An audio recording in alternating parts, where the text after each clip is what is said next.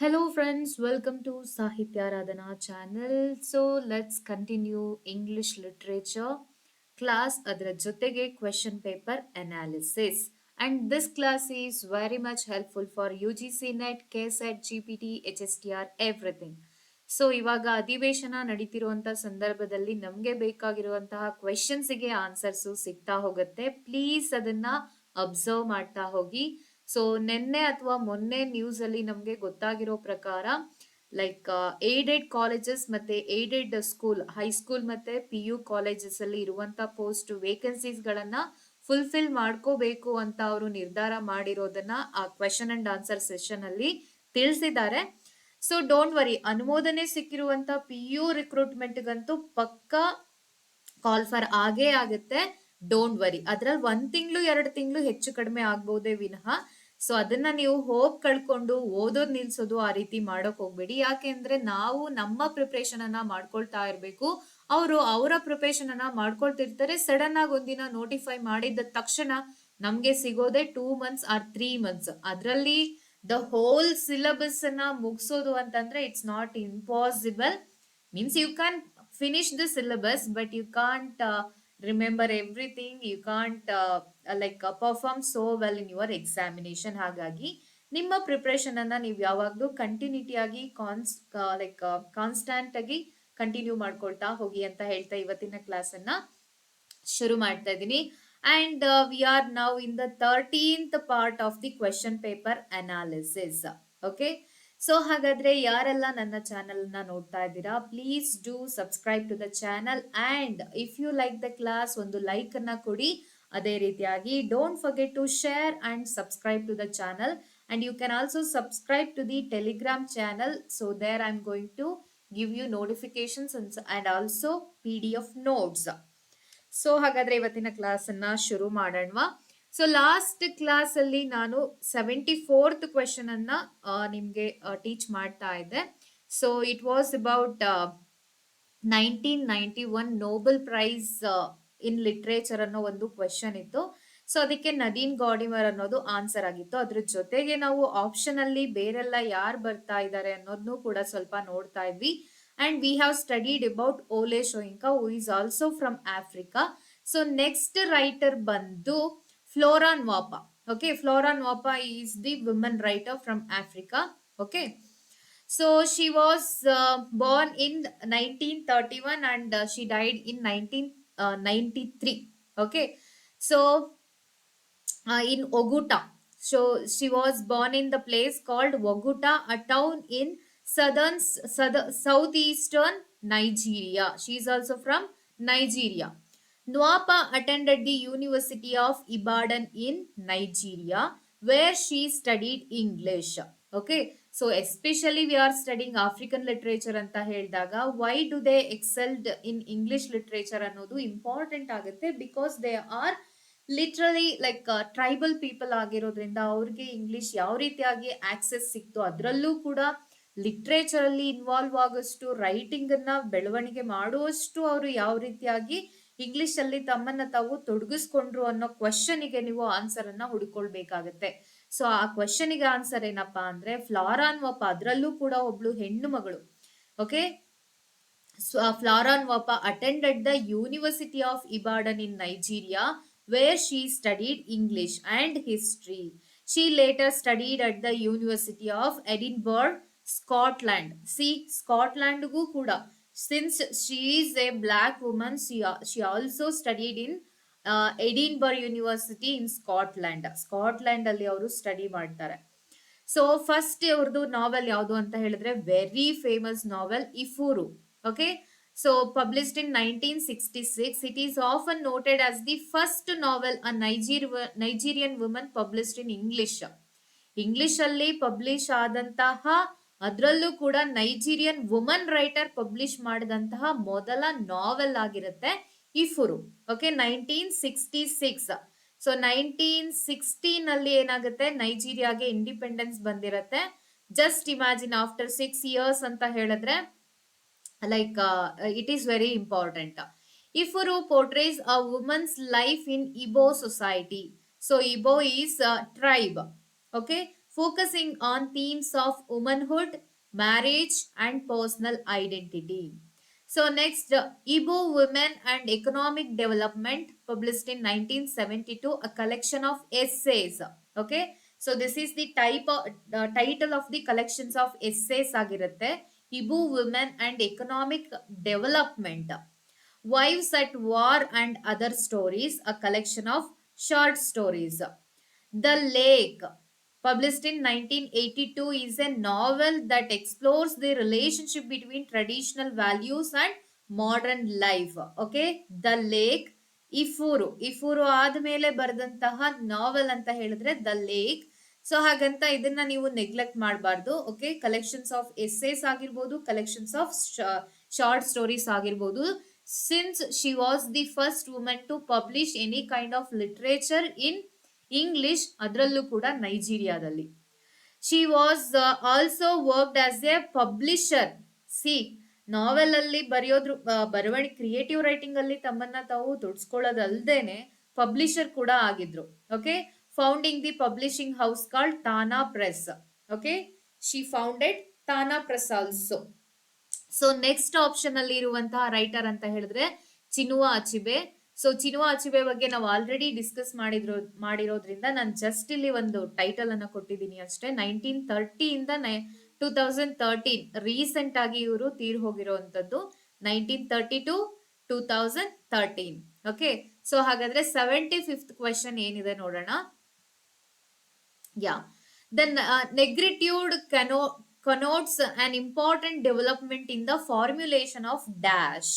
Okay, so blacks and whites ಅನ್ನೋದು ದೊಡ್ಡ barrier ಅನ್ನ ಕ್ರಿಯೇಟ್ ಮಾಡಿರುತ್ತೆ. There was a big divide between whites and blacks in Africa. So whites ಏನ್ ಮಾಡಿರ್ತಾರೆ, ತಮ್ಮದೇ ಆದಂತಹ ಒಂದು ಏರಿಯಾವನ್ನ ಕ್ರಿಯೇಟ್ ಮಾಡಿ, ಬ್ಲಾಕ್ಸ್ಗೊಂದು ಏರಿಯಾವನ್ನ ಕ್ರಿಯೇಟ್ ಮಾಡಿ, ಸೊ ಅವರಿಬ್ರು ಮಧ್ಯೆ ಒಂದು ದೊಡ್ಡದಾದಂತ ವಾಯ್ಡ್ ಅನ್ನ ಕ್ರಿಯೇಟ್ ಮಾಡಿರ್ತಾರೆ. ಸೊ ಹಾಗಾಗಿ ಅದ್ರ ವಿರುದ್ಧ ನಡೆದಂತದ್ದೇ ಈ ನೆಗ್ರಿಟ್ಯೂಡ್ ಮೂವ್ಮೆಂಟ್ ಆಗಿರುತ್ತೆ. ಸೊ ದ ನೆಗ್ರಿಟ್ಯೂಡ್ ಕೊನೋಟ್ಸ್ ಅಂತ ಹೇಳಿದ್ರೆ ಏನ್ ಅರ್ಥವನ್ನ ಕೊಡ್ತಾ ಇದೆ? Connotes an important development in the formulation of dash. So ಯಾವುದರ ಫಾರ್ಮ್ಯುಲೇಷನ್ ಆಗೋದಿಕ್ಕೆ ಇದು ಇಂಪಾರ್ಟೆಂಟ್ ಅಡಿಪಾಯ ಆಗಿದೆ. ಅದರ ಅರ್ಥ ಏನು? Racial discrimination of the writers against Negroes. See, racial discrimination of the writers against Negroes, ಅದನ್ನ ಅದು ಹೇಳ್ತಾ ಇದೆಯಾ? ರೇಷಿಯಲ್ ಡಿಸ್ಕ್ರಿಮಿನೇಷನ್ ಅನ್ನ ಹೇಳ್ತಾ ಇದೆಯಾ? African diasporic identity and culture ಅನ್ನ ಹೇಳ್ತಾ ಇದೆಯಾ? ಡಯಾಸ್ಪೋರಿಕ್ means the writer one who is staying outside of the country. Okay, anywhere in the world, across the world ಇರುವಂತವರು. Like identity crisis, for example, an African is living in India and he or she is facing an identity crisis and cultural crisis. That is what African diasporic. Black consciousness movement ಅಂದ್ರೆ blackness ಅನ್ನ identify ಮಾಡ್ಕೊಳ್ಳುವಂಥದ್ದು. African cultural renaissance. So ಹಾಗಾದ್ರೆ ಈ 4 options ಅಲ್ಲಿ ನಮಗೆ ಯಾವುದು important ಆಗಿ ಇಲ್ಲಿ ತೋರಿಸುತ್ತೆ? ಓಕೆ, ಸೊ ಹಾಗಾದ್ರೆ ಆನ್ಸರ್ ನೋಡೋಣ. So option B is the answer here. Okay, negritude connotes an important development in the formulation of African identity and cultural consciousness. ಇಲ್ಲಿ ಇಂಪಾರ್ಟೆಂಟ್ ಆಗಿ ಅಂತ ಹೇಳಿದ್ರೆ African identity and cultural consciousness ಅನ್ನ ಅದು promote ಮಾಡ್ತಾ ಹೋಗುತ್ತೆ. It was A literary and ideological movement. Okay, literature ಅಲ್ಲಿ, ಐಡಿಯಾಲಜಿನಲ್ಲಿ ಬಂದಂತ ಹೊಸ ಥಾಟ್ ಪ್ರೋಸೆಸ್ ಅನ್ನ ಅವ್ರೇನ್ ಮಾಡ್ತಾ ಹೋಗ್ತಾರೆ, ಒಂದು ಮೂವ್ಮೆಂಟ್ ಆಗಿ ಕ್ರಿಯೇಟ್ ಮಾಡ್ತಾ ಹೋಗ್ತಾರೆ. Developed by French speaking African and Caribbean intellectuals, writers and artist. Okay, French speaking African and Caribbean intellectuals, writers and artist ಇವರೆಲ್ಲರೂ ಸೇರ್ಕೊಂಡು in the 1930s ಅಲ್ಲಿ, which emphasized the value and beauty of black culture and the rejection of colonialism and racial discrimination. ನಮ್ಮ culture, ನಮ್ಮ identity, for example we are fighting for, okay, so ನಮ್ಮ ಭಾಷೆ Kannada. So ಎಲ್ಲಾ ಕಡೆಯೂ ಕೂಡ ನಾವು ಕನ್ನಡವನ್ನೇ ಬಳಸಬೇಕು. ಈ ರೀತಿಯಾಗಿ ಅದೊಂದು ಮೂವ್ಮೆಂಟ್ ಇನ್ನ ನಡೀತಾ ಇದೆ. I mean all the time. ಯಾಕೆ ಅಂತ ಹೇಳಿದ್ರೆ ಕನ್ನಡ ಅವನತಿಯ ಹಾದಿಯನ್ನ ಹಿಡಿತಾ ಇದೆ ಅನ್ನೋದು ಒಂದು ಶೋಚನೀಯ ವಿಚಾರ ಆಗಿರೋದ್ರಿಂದ ಅದನ್ನ ಉಳಿಸ್ಬೇಕು ಬೆಳೆಸ್ಕೊಳ್ಬೇಕು ಅನ್ನೋದು ಆ ಆಗಿರೋದ್ರಿಂದ ಮೂಮೆಂಟ್ ನಡೀತಾ ಇದೆ. ಅದೇ ರೀತಿ ಬ್ಲ್ಯಾಕ್ಸ್, ಸೊ ನಾವು ಕೂಡ like we are also superior in front of colonisers, we are also superior in front of the whites ಅನ್ನೋದು ಅವರ ಕಾನ್ಶಿಯಸ್ನೆಸ್ ಗೆ ಬಂದಂತಹ ಐಡಿಯಾ ಆಗಿರುತ್ತೆ. ಸೊ ಹಾಗಾಗಿ ನಮ್ಮ ಕಲ್ಚರ್ ಅಲ್ಲೂ ಕೂಡ ವ್ಯಾಲ್ಯೂಸ್ ಇದೆ. ಸೊ ನಾವು ನಮ್ಮದೇ ಆದಂತಹ ಸಿಸ್ಟಮ್ ಅನ್ನ ಹೊಂದಿದೀವಿ ಅಂತ ಅವರು ಎಂಫಸೈಸ್ ಮಾಡ್ತಾ ಹೋಗ್ತಾರೆ. Emphasize the value and beauty of black culture and the rejection of colonialism and racial discrimination. So whites are superior, blacks are inferior ಅನ್ನೋ ಒಂದು ಐಡಿಯಾವನ್ನ ಅವರು ಕ್ರಿಯೇಟ್ ಮಾಡಿರ್ತಾರೆ. ಸೊ ಅದನ್ನ ಇವರು ರಿಜೆಕ್ಟ್ ಮಾಡ್ತಾರೆ.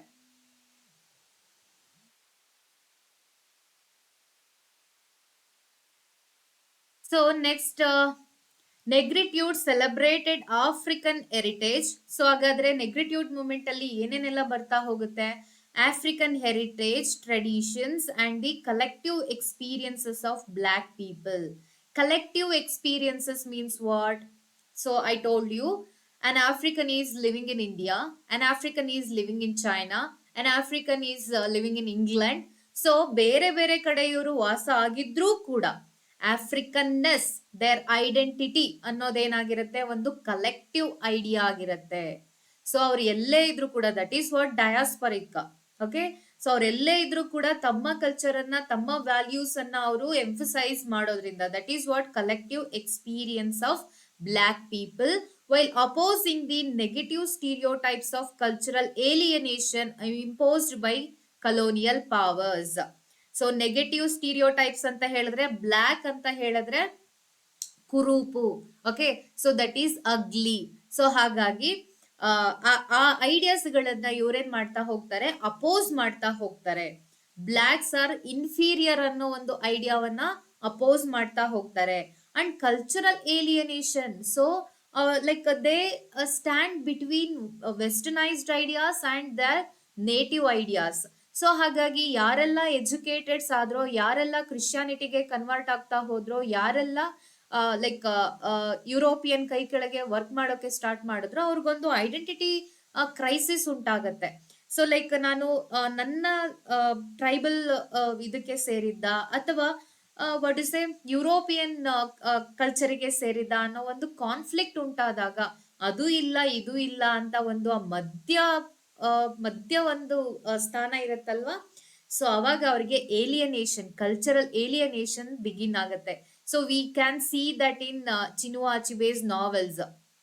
ಓಕೆ, ಸೊ ಅವರ ನಾವೆಲ್ಸ್ ಅಲ್ಲಿ ಎಷ್ಟೋ ಬೇರೆ ಬೇರೆ ಎಲ್ಲಾ ರೈಟರ್ಸ್ ಗಳಲ್ಲೂ ನೋಡ್ತಾ ಹೋಗ್ತೀವಿ, ಎಸ್ಪೆಷಲಿ ಡಯಾಸ್ಪರಿಕ್ ರೈಟರ್ಸ್ ಅಲ್ಲಿ ಅದನ್ನ ನೋಡ್ತಾ ಹೋಗ್ತೀವಿ, ಕಲ್ಚರಲ್ ಏಲಿಯನೇಷನ್ ಅನ್ನೋದನ್ನ. ಸೊ ಟ್ರೈಬಲ್ ಪೀಪಲ್ ಅಂತ ಹೇಳಿದೆ, ಅವ್ರದೇ ಆದಂತ ಒಂದು ಆಚಾರ ವಿಚಾರಗಳಿರುತ್ತೆ. ಸೊ ಅದನ್ನ ಅವರು ನೆಮ್ಮದಿಯಾಗಿ ಪ್ರಾಕ್ಟೀಸ್ ಮಾಡ್ಕೊಂಡು ಹೋಗ್ತಾ ಇದ್ರು. But when westernized cultures introduced to Africa, means African countries, they started to imitate like their culture. Okay, for example wearing their style of clothing ಇರ್ಬೋದು, ಅಥವಾ ಭಾಷೆ ಆಗಿರ್ಬೋದು. ಇಂಗ್ಲಿಷ್ ಅನ್ನ ಮಾತಾಡೋಕೆ ಸ್ಟಾರ್ಟ್ ಮಾಡ್ತಾರೆ, ಡ್ರೆಸ್ ಗಳನ್ನ ಹಾಕೊಳ್ಳೋಕೆ ಸ್ಟಾರ್ಟ್ ಮಾಡ್ತಾರೆ, ಅಥವಾ ಸೊ ತಮ್ಮ ಟ್ರೈಬಲ್ ಜನಾಂಗಕ್ಕೆ ಸೇರಿದಂತಹ ಸಂಸ್ಕೃತಿಯನ್ನ ಬಿಡ್ತಾ ವೆಸ್ಟರ್ನ್ ಕಲ್ಚರ್ ಅನ್ನ ಅವರು ಪ್ರಾಕ್ಟೀಸ್ ಮಾಡೋಕೆ ಸ್ಟಾರ್ಟ್ ಮಾಡ್ತಾರೆ. ಆಗ ಅವರಿಗೆ ವೆಸ್ಟರ್ನ್ ಕಲ್ಚರ್ ಅಲ್ಲಿ ತಮ್ಮ ಐಡೆಂಟಿಟಿಯನ್ನ ತಾವು ಎಸ್ಟಾಬ್ಲಿಷ್ ಮಾಡ್ಕೊಳಕ್ ಆಗಲ್ಲ, ಯಾಕೆ ಅದು ಅವರ ಕಲ್ಚರ್ ಅಲ್ಲ. ಸೊ ಇಲ್ಲಿ ತಮ್ಮ ಕಲ್ಚರ್ ಅನ್ನು ಬಿಟ್ಟು ದೂರ ಬಂದಿರೋದ್ರಿಂದ ಅಲ್ಲಿಯೂ ಕೂಡ ತಮ್ಮ ಐಡೆಂಟಿಟಿಯನ್ನ ಅವರು ಉಡ್ಕೊಳಕ್ ಆಗೋದಿಲ್ಲ. ಸೊ ಅವಾಗ ಏನಾಗುತ್ತೆ, ಏಲಿಯನೇಷನ್ ಕ್ರಿಯೇಟ್ ಆಗುತ್ತೆ. ನಾನ್ ಎಲ್ಲಿದ್ದೀನಿ ಅನ್ನೋ ಒಂದು ಭಾವನೆ ಅವರಿಗೆ ಕಾಡೋಕೆ ಸ್ಟಾರ್ಟ್ ಆಗುತ್ತೆ. For example, a married woman ಅಂತ ಇಟ್ಕೊಳ್ಳಿ. ಓಕೆ, ಸೊ ಇನ್ ಲೈಕ್ ಒಂದು ಫ್ಯಾಮಿಲಿಯಿಂದ ಇನ್ನೊಂದು ಫ್ಯಾಮಿಲಿಗೆ ಮದುವೆ ಆಗಿ ಬಂದಂತಹ ಮ್ಯಾರಿಡ್ ವುಮನ್ ಯಾವ ರೀತಿಯಾಗಿ ಏಲಿಯನೇಷನ್ ಅನ್ನ ಫೀಲ್ ಮಾಡ್ತಾಳೋ, ಅಪ್ಪನ ಮನೆಯಿಂದ ಗಂಡನ ಮನೆಗೆ ಬಂದಾಗ ಗಂಡನ ಮನೆಯಲ್ಲಿ ಒಂದು ಜಾಯಿಂಟ್ ಫ್ಯಾಮಿಲಿ ಇರುತ್ತೆ ಅಂತ ಇಟ್ಕೊಳ್ಳಿ. ಸೊ ಅವಳು ಇಲ್ಲಿ ಯಾವ ರೀತಿಯಾಗಿ ಫೀಲ್ ಮಾಡ್ತಿರ್ತಾಳೆ ಅಂತ ಹೇಳಿದ್ರೆ, ಗಂಡನ ಮನೆಯಲ್ಲಿ ಎಲ್ಲರೂ ಕೂಡ ಅವಳು ಬೇರೆಯವಳು, ಬೇರೆ ಮನೆಯಿಂದ ಬಂದವಳು ಅನ್ನೋ ದೃಷ್ಟಿಯಿಂದ ನೋಡ್ತಿರ್ತಾರೆ. ಹಾಗಾದ್ರೆ ಅವಳು ಈ ಮನೆಗೆ ಸೇರ್ದೋಳಲ್ಲ. When it comes to her father's house, so ಅಲ್ಲಿ ಬಂದಾಗ ಅವಳು ನನ್ನ ಮಗಳನ್ನ ಮದ್ವೆ ಮಾಡ್ಕೊಟ್ಟಿದೀನಿ, ಹಾಗಾಗಿ ಅವಳು ಈ ಮನೆಗೆ ಸೇರಿದವಳಲ್ಲ. ಹಾಗಾದ್ರೆ where she belongs to? So ಅಲ್ಲಿ ಅವಳಿಗೆ ಏಲಿಯನೇಷನ್ ಫೀಲಿಂಗ್ ಸ್ಟಾರ್ಟ್ ಆಗುತ್ತೆ, ಐಡೆಂಟಿಟಿ ಕ್ರೈಸಿಸ್ ಸ್ಟಾರ್ಟ್ ಆಗುತ್ತೆ. ಅದೇ ರೀತಿ ಬ್ಲ್ಯಾಕ್ಸ್ಗೂ ಕೂಡ ಆಗತ್ತೆ. Okay, for that matter even Indians also facing the same problem. Okay, so key figures associated with negritude ಅಂತ ಹೇಳಿದ್ರೆ Aimé Césaire, please look into Aimé Césaire, Léopold Senghor and Léon Gontran Damas. Okay, so ಇವ್ರಗಳ ಬಗ್ಗೆ ಇನ್ನೊಂದಷ್ಟು research ಮಾಡಿ.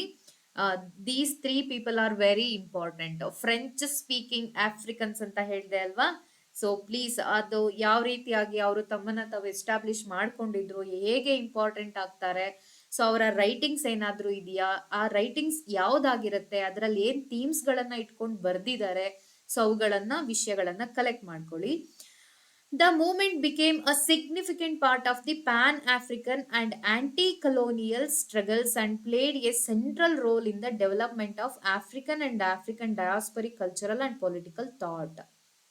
PAN African ಅಂತ ಅಂದ್ರೆ for African ಅಂತ ಹೇಳಿದ್ರೆ ಎಲ್ಲ ಪ್ರಪಂಚದಾದ್ಯಂತ ಇರುವಂತ ಎಲ್ಲರೂ ಆಫ್ರಿಕನ್ಸು ತಮ್ಮ ಐಡೆಂಟಿಟಿಯನ್ನ ಎಸ್ಟಾಬ್ಲಿಷ್ ಮಾಡ್ಕೊಳ್ಳೋದು. So like negative stereo types ವಿರುದ್ಧವಾಗಿ ತಮ್ಮ ವ್ಯಾಲ್ಯೂಸ್ ನ ಎಂಫಸೈಸ್ ಮಾಡ್ತಾ ಹೋಗೋದು ಈ ಮೂವ್ಮೆಂಟ್ ನ ಒಂದು ಉದ್ದೇಶ ಆಗಿರುತ್ತೆ. ಓಕೆ, ಸೊ ಹಾಗಾದ್ರೆ ನೆಕ್ಸ್ಟ್ 26th ಕ್ವೆಶನ್ ಏನಿದೆ ನೋಡೋಣ.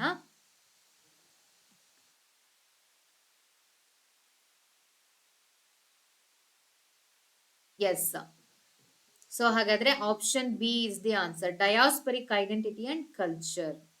Okay, so next, Rosie is on MA in the novel guide. So MA in economics, MA in politics, MA in English, MA in history.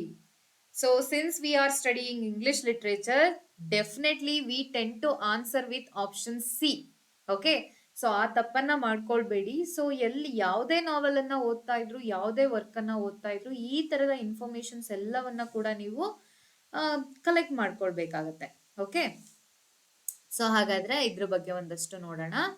76th question. Yeah, MA in economics. Rosie has done her MA in economics. So her beginning name was Rosie. So later she changed her name into Nalini. Okay, when she was wife of Marco, she was Rosie. When she left Marco and becomes a Bharatanatyam dancer, she becomes Nalini. Okay, please ಅದನ್ನು ಕೂಡ ನೆನ್ಪಿಟ್ಕೊಳ್ಳಿ. So ಹಾಗಾದ್ರೆ ಒಂದಷ್ಟು guide ಬಗ್ಗೆ information ತಿಳ್ಕೊಳ್ಳೋಣ. The guide is A novel by Indian author R.K. Narayan that explores themes of love, redemption, identity and the complexities of human nature. It tells the story of Raju, a man who transforms from a carefree, irresponsible guide in the fictional town of Malgudi to a revered spiritual figure. So first guide ಆಗಿದ್ದಂತಹ Raju final end of the novel ಅಲ್ಲಿ ಒಬ್ಬ saint ಆಗಿ ತನ್ನ ಕಥೆಯನ್ನ ಕೊನೆಗೊಳಿಸ್ತಾನೆ. The story begins with Raju working as a tourist guide and having a lucrative albeit unscrupulous career. Okay, so ಅಲ್ಲೂ ಕೂಡ ups and downs ಇರುತ್ತೆ. Still he was very famous. His life takes a major turn when he meets Rosie. So since he was a tourist guide, he met Rosie while he was guiding the couple. Okay, a beautiful, educated woman who has a passion for Bharatanatyam. Okay, when he met Rosie and Marco, he comes to know that she was very passionate about Bharatanatyam and she was also from a Devadasi Kutumba. Okay, Devadasi family. But her controlling husband Marco, an archaeologist, okay, Marco ಬಂದು ಒಬ್ಬ archaeologist ಆಗಿರ್ತಾನೆ, has little interest in her art. Since she was a Devadasi family member, he didn't allow her to pursue her career in Bharatanatyam ಅಥವಾ dancing. Dancing ಅಲ್ಲಿ ಅವಳ career ಅನ್ನ establish ಮಾಡ್ಕೊಳ್ಳೋಕೆ ಅವನು ಬಿಡೋದಿಲ್ಲ. Raju encourages her to pursue her dancing career, leading to their complex relationship. So in between ಏನಾಗ್ತಾ ಹೋಗುತ್ತೆ, when she started to express her feelings with Raju, he encouraged her to leave Marco. So ಹಾಗಾಗಿ Rosie ಮಾರ್ಕೋನ ಬಿಟ್ಟು ರಾಜು ಜೊತೆ ಬರ್ತಾಳೆ, ರಾಜು ಜೊತೆ ಉಳ್ಕೊಳ್ತಾಳೆ. And Raju ಅವಳಿಗೆ dancing ಅಲ್ಲಿ interest ಇದ್ದದ್ರಿಂದ ಅವಳನ್ನ ಎನ್ಕರೇಜ್ ಮಾಡ್ತಾ ಹೋಗ್ತಾನೆ. ಸೊ ಆ ಮಧ್ಯೆ ಏನಾಗ್ತಾ ಹೋಗುತ್ತೆ, meanwhile they like started to have a kind of friendship, I don't know, a kind of relationship they started to have. Raju eventually separates Rosie from Marco and she becomes a famous dancer. However, Raju's life unravels as his materialistic pursuits lead him to trouble. So materialistic pursuits ಅಂತ ಹೇಳಿದ್ರೆ ಹಣಕಾಸು, ಒಡವೆ, ಈ ತರದ ಆಸೆಗಳು. Culminating in his involvement in a forgery case. Marco ಏನ್ ಮಾಡಿರ್ತಾನೆ, ರೋಸಿಗೆ ಅವಳಿಗೆ ಸೇರಿದಂತ ಒಂದು ಒಡವೆ ಬಾಕ್ಸ್ ಅನ್ನ ಕಳ್ಸಿರ್ಬೇಕಾದ್ರೆ ಅದನ್ನ ರಾಜು ಓಪನ್ ಮಾಡಿ ಅದನ್ನ ತಾನು ಲೈಕ್ ಫೋರ್ಜರಿ ಮಾಡಿ, ರೋಸಿಯ ನೇಮ್ ಅಲ್ಲಿ ಫೋರ್ಜರಿ ಮಾಡಿ ಅದನ್ನ ತಾನು ಬಳಸ್ಕೊಂಡಿರ್ತಾನೆ. ಈ ವಿಷಯ ರೋಸಿಗೆ ಗೊತ್ತಾಗತ್ತೆ. ಸೊ ಅದಾದ್ಮೇಲೆ ಕಂಪ್ಲೇಂಟ್ ಆಗತ್ತೆ, ಅವನನ್ನ ಅರೆಸ್ಟ್ ಮಾಡಿ ಜೈಲ್ಗೆ ಹಾಕ್ತಾರೆ. ಸೊ ಅದಾದ್ಮೇಲೆ ಈ sentenced to prison and upon his release he is mistaken for a holy man by the villagers of a remote village. ಜೈಲಿಂದ ಬಂದಂತಹ ರಾಜು ಒಂದು ಅರಳಿಕಟ್ಟೆ ಮೇಲೆ ಕುತ್ಕೊಂಡಿರ್ಬೇಕಾದ್ರೆ ಸೊ ಅವನ ಬಂದು ಹಳ್ಳಿಯ ಒಂದು ಹುಡುಗ ಬಂದು ನೋಡ್ತಾನೆ. ಸೊ ಅವನ ಯಾರು, ಅವನ ಹೆಸರೇನು, ಅದನ್ನು ಕೂಡ ನೀವು ತಿಳ್ಕೋಬೇಕು. ಸೊ ಹಾಗಾದ್ರೆ please let me know the name of that boy who first saw Raju in that village. Okay, so the villagers believing Raju to be a saint come to him for spiritual guidance. Initially, Raju embraces this mistaken identity. So easily ಅವನದು ಎಲ್ಲ ಕ್ಯಾರೆಕ್ಟರ್ಸ್ಗೂ ಕೂಡ flexible ಆಗಿ adapt ಆಗುವಂತ ಒಂದು capacity ಇದ್ದದ್ರಿಂದ ಅವರು ಇವನನ್ನ Saint ಅಂದಿದ ತಕ್ಷಣ ಇವನು ಕೂಡ ಅದನ್ನ ಆಕ್ಸೆಪ್ಟ್ ಮಾಡ್ಕೊಂಡು ಎಂಜಾಯ್ ಮಾಡೋಕೆ ಸ್ಟಾರ್ಟ್ ಮಾಡ್ತಾನೆ. ಯಾಕೆಂದ್ರೆ ಅವರು ಇವನ್ಗೆ ಸೇಂಟ್ ಅಂತ ಹೇಳಿ ಅಷ್ಟು ಮರ್ಯಾದೆ, ಲೈಕ್ ಹಣ್ಣು ಹಂಪಲು ಕೊಡೋದು ಎಲ್ಲವನ್ನ ಮಾಡ್ತಿರೋದ್ರಿಂದ ಅವನು ಯಾಕೆ ಅದನ್ನ ಸ್ವೀಕಾರ ಮಾಡಬಾರ್ದು ಅಲ್ವಾ. So but as the plot unfolds he grapples with his own doubts, guilt and the burden of his assumed role. So later on saint ಆಗಿದ್ದಂತಹ ಆ ರೋಲ್ ಇದೆಯಲ್ಲ, ಅದು ಅವನನ್ನ ಕಾಡೋಕೆ ಸ್ಟಾರ್ಟ್ ಮಾಡುತ್ತೆ. In the end Raju finds redemption, moksha through self-sacrifice when he volunteers to fast until rain falls during a drought, fulfilling the villagers' belief in his saintliness. So ಊರಲ್ಲಿ ಏನಾಗುತ್ತೆ, ತುಂಬಾ ದೊಡ್ಡ ಬರಗಾಲ ಬರುತ್ತೆ. ಸೊ ಆಗಾಗ ಎಲ್ರು ಬಂದು ರಾಜುವನ್ನ ಕೇಳ್ಕೊಂಡಾಗ ಅವನು ಒಂದು ಉಪವಾಸ ಸತ್ಯಾಗ್ರಹವನ್ನ ಕೈಗೊಳ್ತಾನೆ. ಸೊ ಅಲ್ಲಿಂದ ಅವನು ನಿಜವಾದ ಸೇಂಟ್ ಆಗಿ ರೂಪುಗೊಳ್ತಾನೆ. And the novel is unending end ಅನ್ನ ಹೊಂದಿರುವಂತ ನಾವೆಲ್. ಲೈಕ್ ಅವನು ಸತ್ನ ಬದುಕಿದ್ನ ಅದೆಲ್ಲ ರೀಡರ್ಸ್ಗೆ ಬಿಟ್ಟಿದ್ದು. So this is the speciality of the writing style of R K Narayan. Okay, ultimately Raju's journey is a profound exploration of personal transformation, the consequences of one's actions and the human need for redemption. So ಇಷ್ಟು ಕೂಡ like plot ಆಗಿರುತ್ತೆ. So ಅದ್ರ ಬಗ್ಗೆ ನೀವು detail ಆಗಿ study ಮಾಡಿ. Okay, so each character, so ಆ character ನ ಇಂಪಾರ್ಟೆನ್ಸ್ ಏನಾಗಿರುತ್ತೆ, ಥೀಮ್ ಏನಾಗಿರುತ್ತೆ, ಸೊ ಲೈಕ್ ಆ ತರದ ಇನ್ಫಾರ್ಮೇಶನ್ಸ್, ಇಂಪಾರ್ಟೆಂಟ್ ಕೊಟೇಶನ್ಸ್ ಗಳು ಏನಾಗಿರುತ್ತೆ ಅದನ್ನ ಮಾರ್ಕ್ ಮಾಡ್ಕೊಳ್ತಾ ಹೋಗಿ.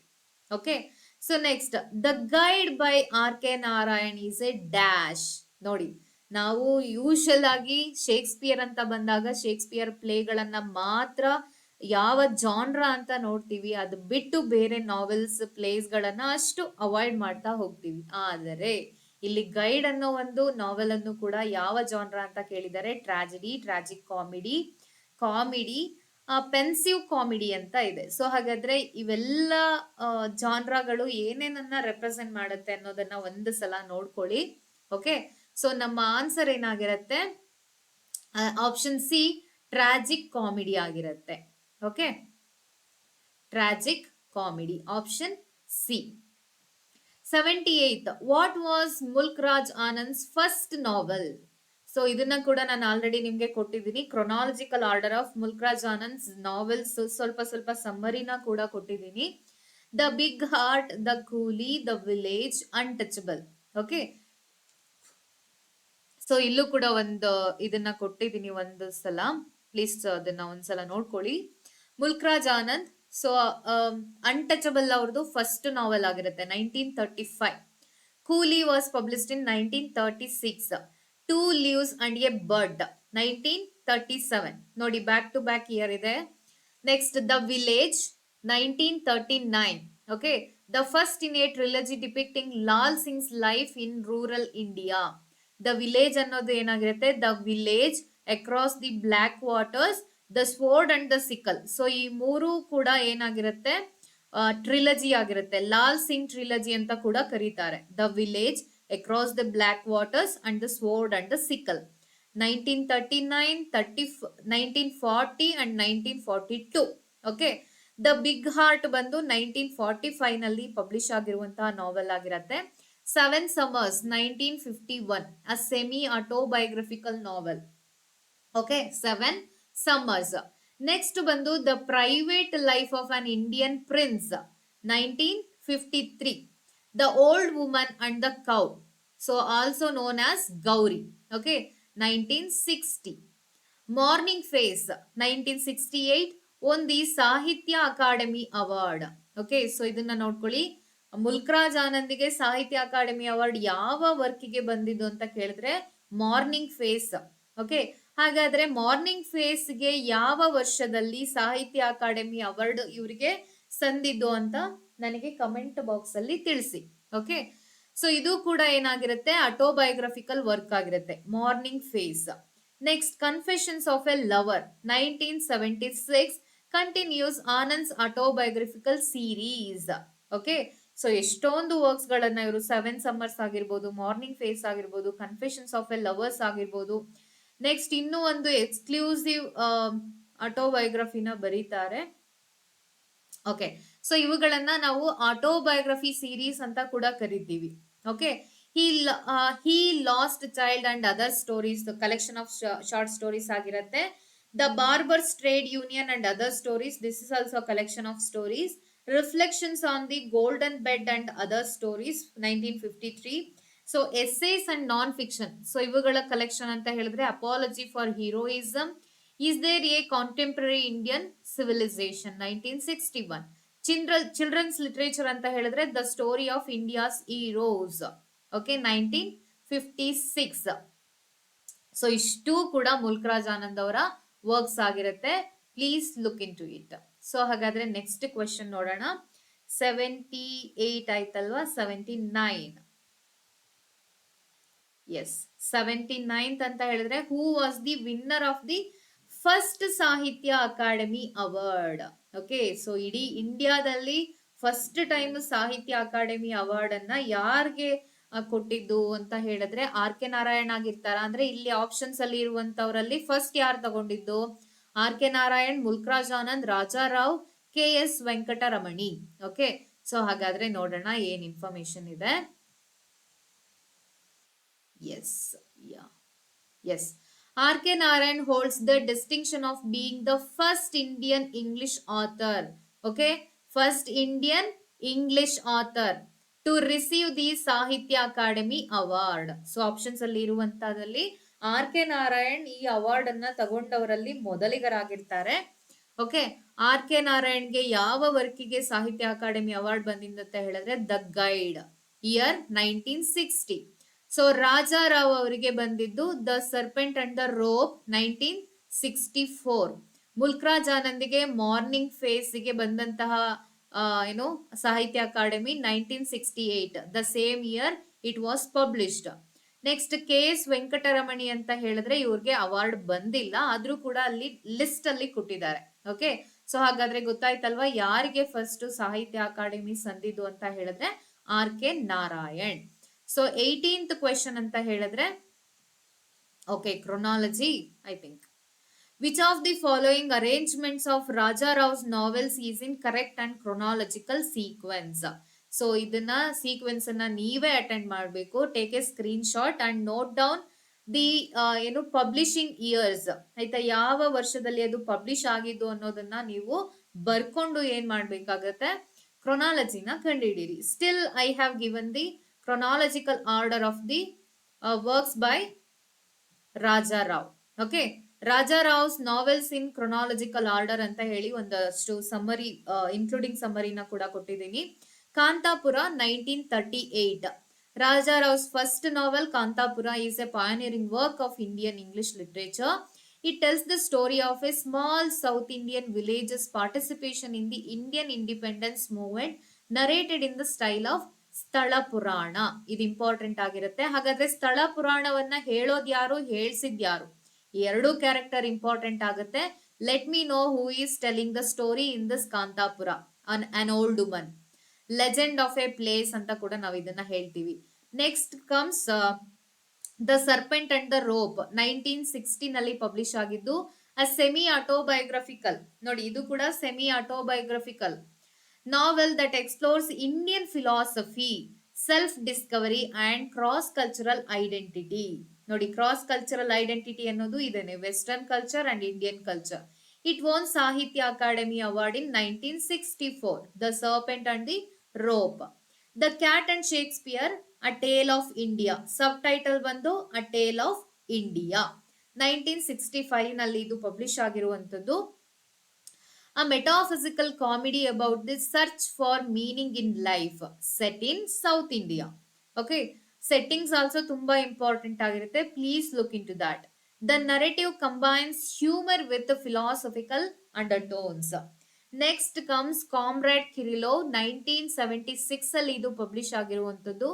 The novel addresses themes of communism. ನೋಡಿ, ಕಮ್ಯುನಿಸಂ ಹಾಗಾದ್ರೆ ಯಾವ ನಾವೆಲ್ ಅಲ್ಲಿ, ಯಾವ ವರ್ಕ್ ಅಲ್ಲಿ ಡಿಸ್ಕಸ್ ಮಾಡಿದ್ದಾರೆ ಅಂತ ಕೂಡ ನಮಗೆ ಕ್ವಶನ್ ಬರ್ಬಹುದು. Political ideologies and human relationships. So next work ಬಂದು the chess master and his moves, 1988.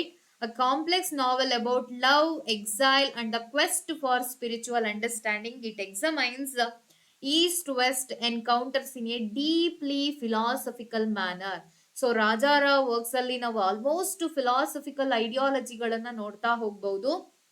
And cross cultural ಐಡೆಂಟಿಟಿನೂ ಕೂಡ. So on the Ganga ghat, so this is unfinished novel ಆಗಿರುತ್ತೆ.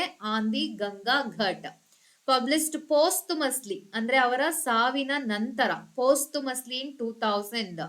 Okay, so this complete incomplete work delves into themes of spirituality and Indian heritage.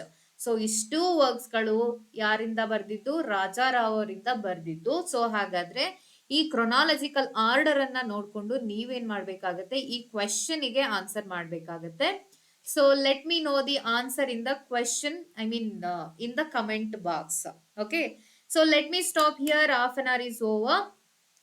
Thank you for watching, guys. If you like my class, if you like my information, please do like the video. Hage don't forget to share the video with your friends and don't forget to subscribe to the channel.